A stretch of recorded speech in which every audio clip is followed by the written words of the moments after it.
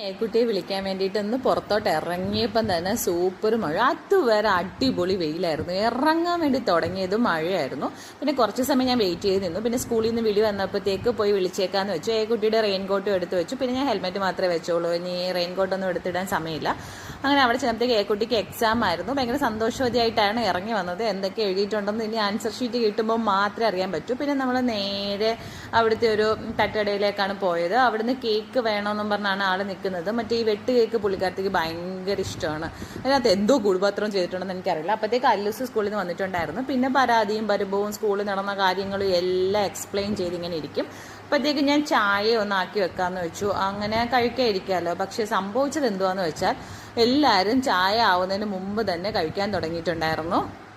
എല്ലാവരും മത്സരിച്ച് കഴിക്കുമായിരുന്നു. ചായ ആവുന്ന സമയത്തിനെക്കാട്ടി ഇപ്രാവശ്യം കുറച്ച് താമസിച്ചായിട്ടാണ് ചായ റെഡിയായത്. ചായ പിന്നെ വെറും ചായ